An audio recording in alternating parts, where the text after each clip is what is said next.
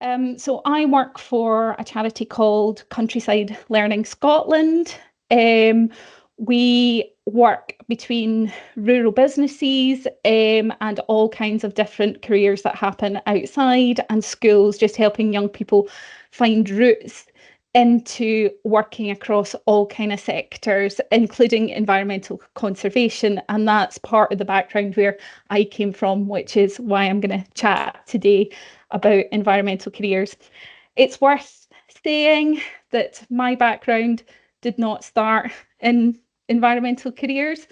I, if you'd asked me when I was, in secondary school, I would have told you I wanted to be a farmer. That's what I wanted to do and where I wanted to be. But I was kind of led and told that that wouldn't really be an option for me, not like it is today. So I pursued the subjects that I loved, which included geography and biology. So did that at university, and that led on to me teaching in schools. But I think that urge to be outside has never left me, and I struggled being in the classroom, which took me to really being back outside. This is me in the classroom, but the classroom's a little bit different. This was working for a residential centre where education, it was actually environmental education that I was delivering instead of the geography that I'd been doing in mainstream schools. So I changed in my career in that I started working more outside with young people. And through that, I developed skills in things like coppicing and style building and building paths and things to do with forest schools, as well as geography and biology. So we were out doing different bits of research with young people and also university students. So at points I got to go out on boats and do research and different things like that. And I worked there for a number of years before leaving and joining a large scale conservation project. So I working there, I was in the role of communications and involvement manager, so was less hands-on, lots of different people in roles round about me working towards large scale conservation. Whereas part of my job was interacting with all of those different people to find out what was going on, where, and then communicating that out to people we were working with, our funders, and the public, and doing different events and getting people involved, getting volunteers in, and yes, doing different things like that. And from that, I then moved into the role that I have just now. Um, what I would say is that along the way, my career has changed a lot, and what has happened is that different skills I've picked up along the way have helped me move into slightly different things and also opened up different opportunities. So, for example, when I was working for working in the outdoor residential centre, I did more training in geographical information systems, so that's GIS. The small amount that I had done previously to that had been very intimidating and not particularly helpful. But I found when I was applying it and using it with young people that I really enjoyed working with maps digitally and working with some big data systems, which is extremely useful actually. So in moving into a role in a conservation project and looking at it from the outside, using GIS, geographical information systems, was a real advantage. And I could work with scientists on the project in looking at how we collected data to make it more efficient and also so that data could be shared much more easily. So that was a transferable skill that I took across there. And I actually worked with some of my colleagues to develop other ways of using GIS to do things like questionnaires. So moving towards more social science, which comes into a lot of environmental science as well now. So how we interact with the public, and how public understand environmental conservation. So actually roles within conservation are changing, and there's different opportunities there with that. But with certain skills, things open up to you. And certainly, as I've spoken to different employers, having skills like the use of GIS and being aware or able to use some of those different systems is a real asset in employees.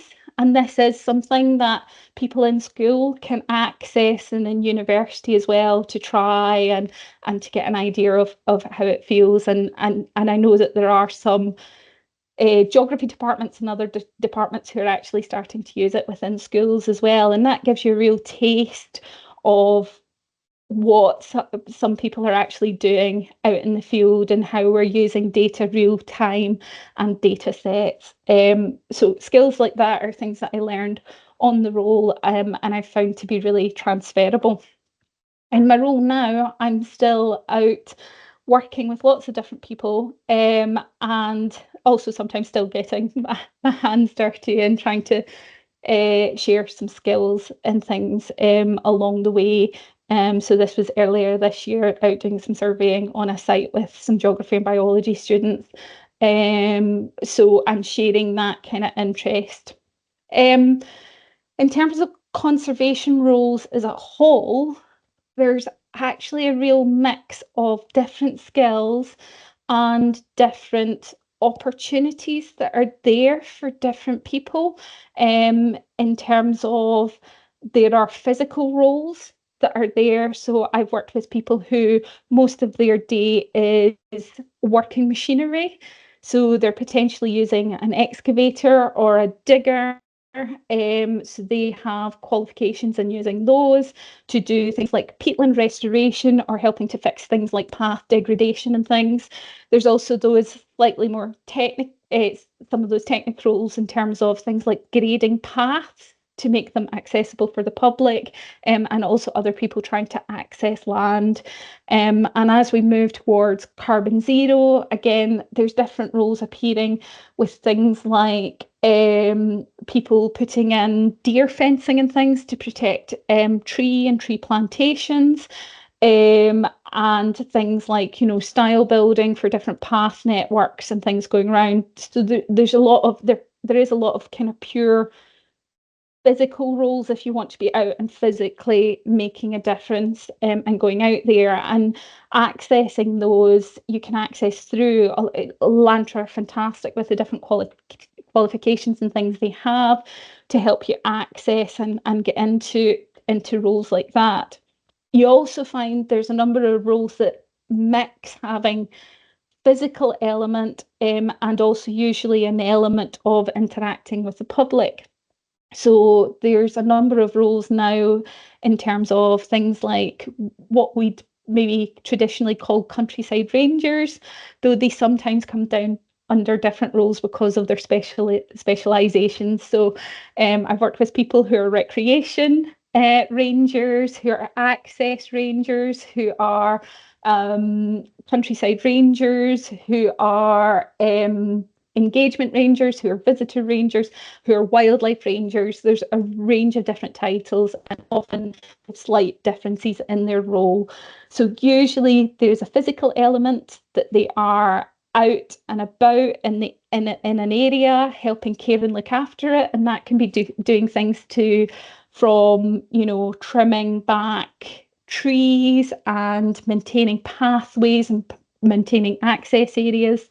And some of it is engaging with the public, and that can be being out and about, encouraging responsible behaviour under the access laws. And it can also be things like running different sessions. So, for example, I know some of the rangers in the area I'm in are doing special walks and talks round about dusk at the moment in their nature reserve, allowing people to interact with nature in a different way, and also maybe see some things that they don't normally see.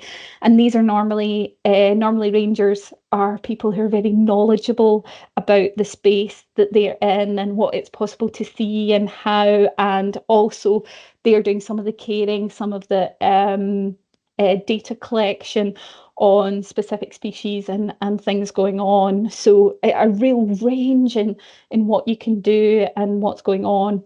And there's also a whole load of other roles at another level in terms of looking at some of the science going on. So a lot of landowners and different conservation bodies and charities will employ or bring in scientists and specialists to help them. And that could be surveying something in particular. It can be ecologists to look at what's potentially there that needs protected, and also specialists to look at how we manage habitat and doing research as well. So there's multiple roles on lots of different levels and with different opportunities.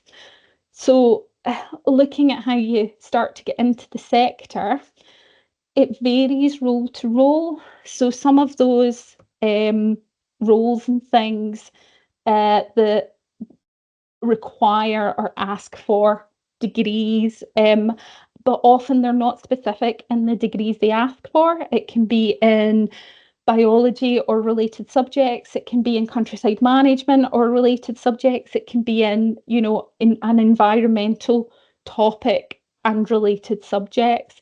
So the most roles that I've seen and I know about are not specific over exactly what degree you maybe do, or maybe if they a master's as well. What they're interested in is what experience you have, what knowledge you bring to the role from those various different avenues.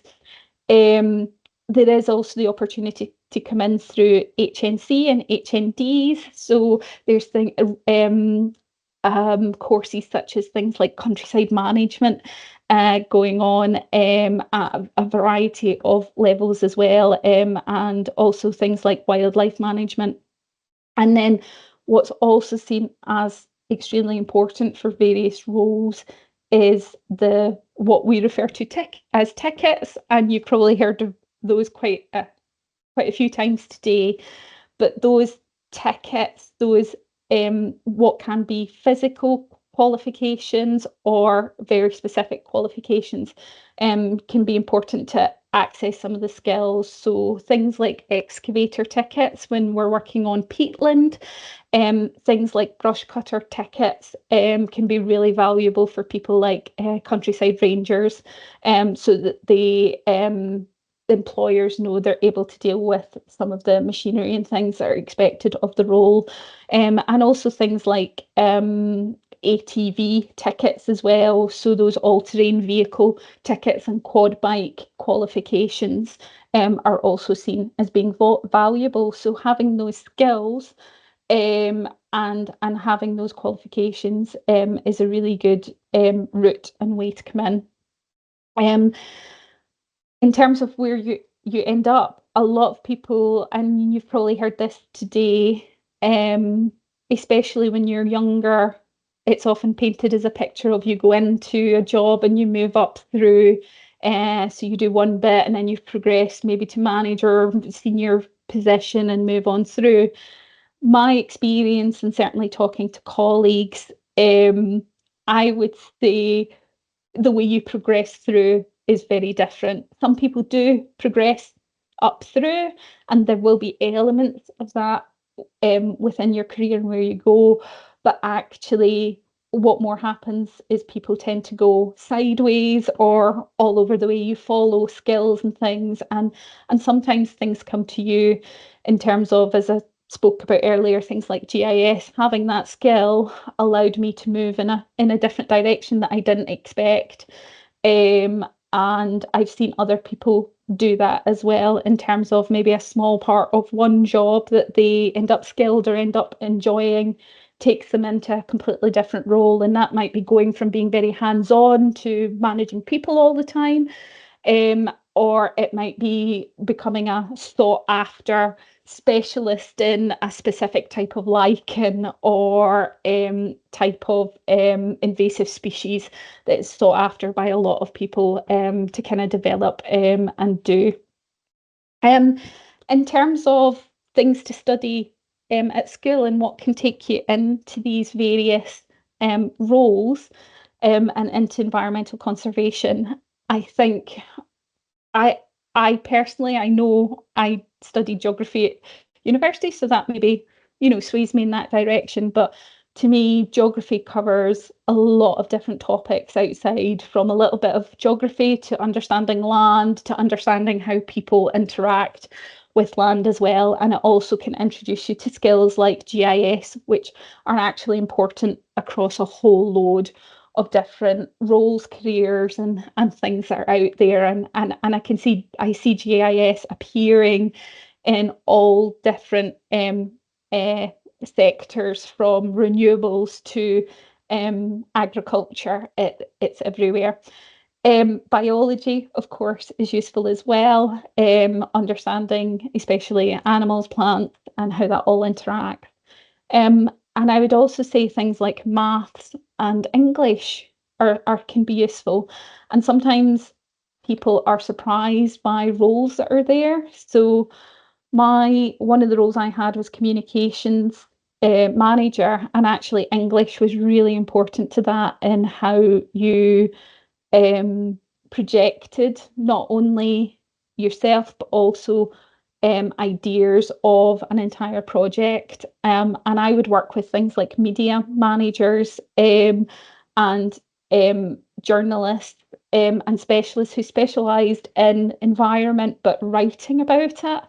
And that had never struck me as a career before, that actually you could take things like journalism but take it into environmental conservation. And I also worked with things like filmmakers and stuff who specialised in working out in the environment and bringing across the stories of conservation.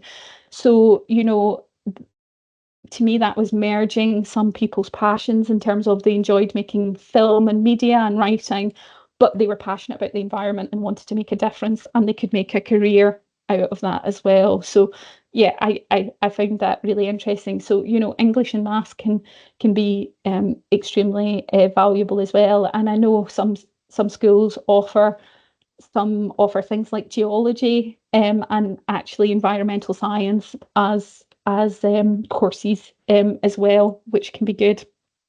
Um, I'm trying to think what else Alba asked me to talk about, but I would I would advise what young people really need going into environmental conservation is that kind of passion about the environment. That is what comes through to employers and what they're looking for. It's that passion and that interest, and that can come across in a variety of ways in terms of what you've been interested in the past, and what you've taken part in, whether that's there's different opportunities to volunteer. There's free courses online. There's different projects to be involved in, even doing things like the RSPB have Wild Challenge. There's a forestry badge you can do. There used to be things like the John Muir Award and things that could all help um, show your passion and kind of also start to see what it's like working in environmental conservation as well. So it is worth thinking about those things that you go around, and how you bring that passion across, um and also following those passions into what you like, and where you're going. I think I'll stop there in case, unless there's anything I've missed that Alaba would like me to cover. Um, Tors, I think that was fantastic. That was really in depth and really insightful. I just have one question for you, and that is, what is it you love best about the job that you do? oh, that's a hard one actually. I think what I love best is people suddenly making that realization and linking things together, you know, asking questions that they've either been afraid to ask before or haven't been sure of or haven't had the opportunity. I don't think there's such a thing as a stupid question. I think I've had some very interesting questions, which makes me wonder about um, and wonder about opportunities that young people have had in the past. When I get asked questions, I was a number of years ago. I was asked by somebody, did the farmer know that the sheep were doing that? And I did have to ask, what do you mean? And they were like, but they're just walking about the field. And it's, yeah, that's okay. And these were urban young people who came from a city who'd never actually, anytime they'd encountered farm animals, they'd been in a pen.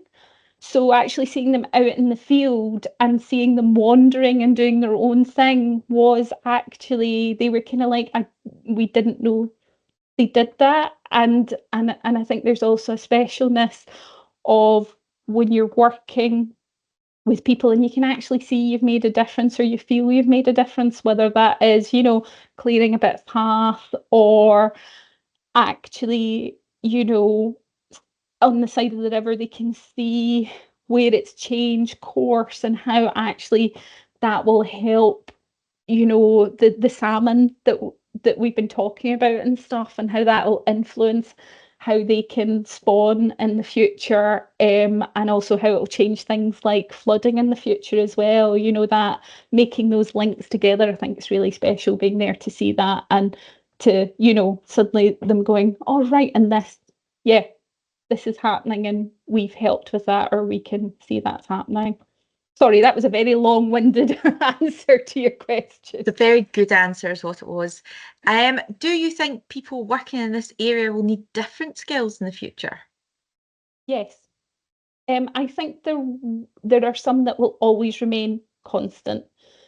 We're always going to need people who are hands-on, who are willing to get their hands dirty, and get stuck in and do things. There's always going to be a role for that. But I've already seen a change in terms of, I mentioned GIS a fair bit. It has rolled out, it was a scary thing when I was at university that nobody wanted to touch. And there's still generations of people who, you mentioned GIS and they're like, oh, no, no, no, no, no. And I still see that in the sector. However, it is much more accessible now, and can be very easy and quick to use and can reduce your workload in doing the boring things. Like, who wants to type in the data that they collected in the field into a spreadsheet or something? Actually being able to do it in the field and it goes straight in and all compiles. I mean, it's a no-brainer. And it cuts your time, like plugging in data takes you straight to the data processing. So, that's a no-brainer to me. And more people are accepting that. And I can see different industries using it. And it's also things like, drone operator wasn't a role even kind of 10 years ago. And I'm seeing and hearing people talking about, oh, we brought in a drone specialist to do this mapping, we're using drones to, count the deer in this area because it's easier. And it's, so even the rollout of that in 5 years, and the fact that, that's people's job and role, and organizations are employing people full time in that role, is a change. And I'm also seeing changes. I think there's going to be a change with things like finance and stuff. So I'm seeing roles, hearing people talk about things like nature finance. So we need people who are good with numbers, who actually understand the environment, but and can also realistically look at that and how we, one, get finance in to support that, but also there are people who are applying value to that, whether that's value through biodiversity, while whether that's value through carbon.